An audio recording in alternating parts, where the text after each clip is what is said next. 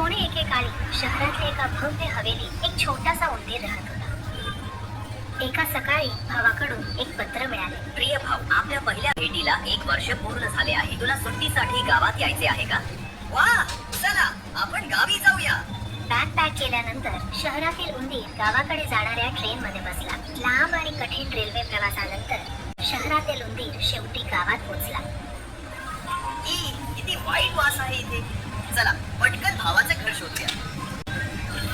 खूप चालून आणि दमून शहरातील उंदीर अखेर भावाच्या जागेवर आला.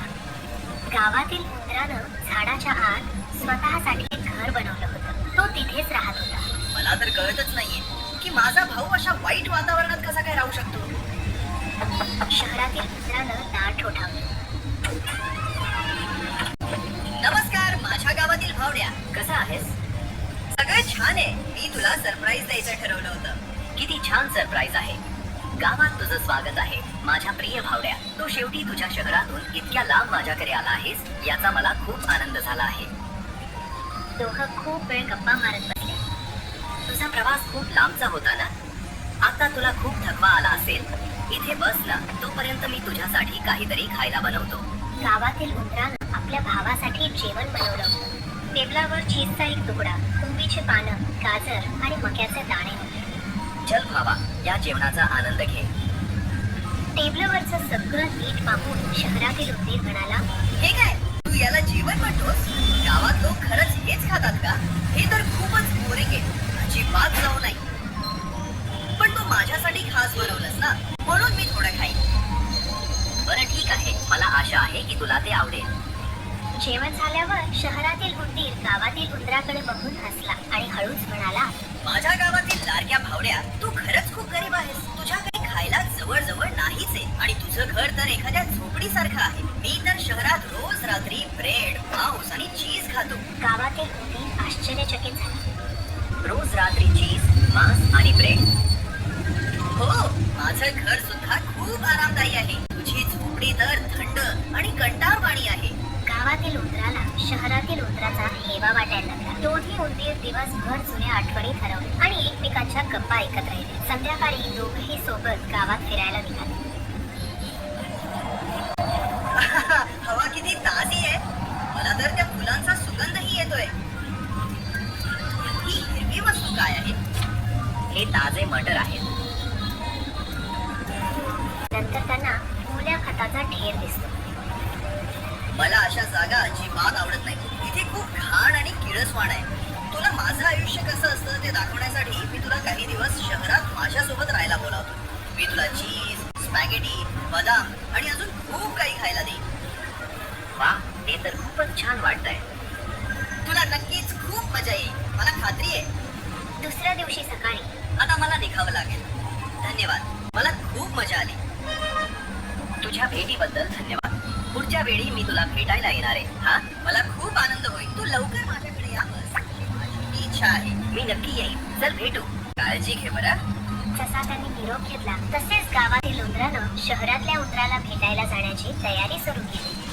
वा, मी खूपच उत्सुक आहे. अखेर मी शहर बघणार आहे. आणि त्या क्षणापासून त्याचा रोमांचक प्रवास सुरू झाला. लांब प्रवास करून तो अखेर शहरात दाखल झाला. इतक्या मोठ्या इमारती, चमकणाऱ्या गाड्या आणि स्वादिष्ट अन्न पाहून मी शहराच्या प्रेमात पडलोय.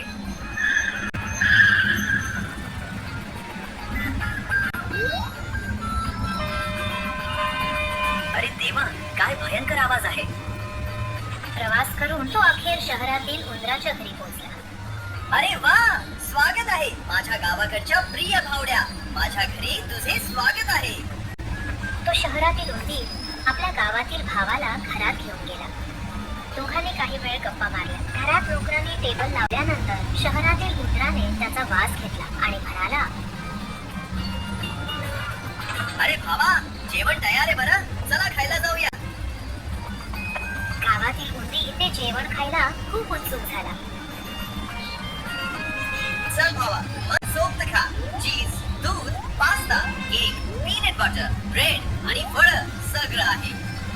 खूप धन्यवाद. तुझं जीवन खूपच मस्त आहे. मला वाटतं मी इथेच राहीन. ते जेवायला सुरुवात करणार इतक्यात दार किळसवाणे उंदीर, तुम्ही पुन्हा माझं जेवण खराब केलं. पळा, दूर व्हा. अरे धर्माला करा, लवकर लप. उंदीर बकरा, त्यांना सोडू नका. तुम्हाला बरोबर शिक्षा मिळेल. अरे घाणेरड्या उंदरांनो, निघून जा इथून. लवकर ये, लप, इथून बाहेर पड. शहरातील उंदराला खूपच अवघडल्यासारखं झालं. काळजी करू नकोस मित्रा, ते दिसेनासे झाले की आपण पुन्हा जेवण करू. घरात थोडा वेळ विश्रांती घेतल्यानंतर टेबल साफ होईपर्यंत ते गाडी घेऊन जाईल. काय सांगतोस? ते कुठे मिळेल? ते एक मोठं प्रसिद्ध डिपार्टमेंट स्टोर आहे. रस्त्यात त्यांना एक मांजर दिसली. अरे पण लपून घे लवकर. अरे देवा, ते काय होतं? मी घाबरलोय. हृदय जोरात धडधडतंय. ती जाडी मांजर होती. ती थोड्याच वेळात निघून जाईल. शांत रहा. ते दोघं शांत बसून मांजर जाण्याची वाट पाहत होते. अचानक मांजर पुन्हा आली आणि दोघंही घाबरून पळून गेले. लवकर ये, थांब. दोन्ही उंदीर जितक्या वेगाने शक्य होतं तितक्या वेगाने पळाले आणि घराबाहेरच्या कचरा पेटी मागे लपले. घाबरू नकोस, आपण आता सुरक्षित आहोत. ते मांजर इथे आपल्याला शोधू शकत नाही. खूपच भीती वाटली मला. कधीच इतका घाबरलो नव्हतो. आता मला पळणं, उड्या मारणं आणि भीती नको आहे.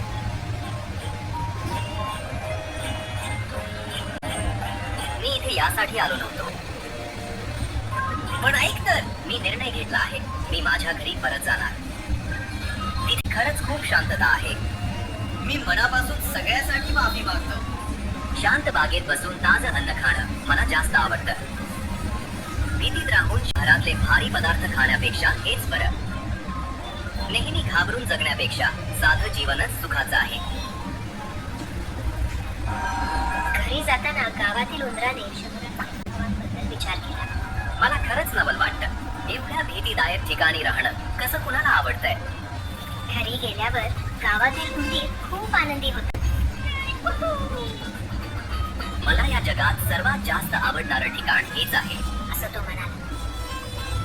त्यानंतर तो पुन्हा शहरात कधीच परतला नाही. जगातलं सर्वात सुंदर ठिकाण म्हणजे आपलं घर.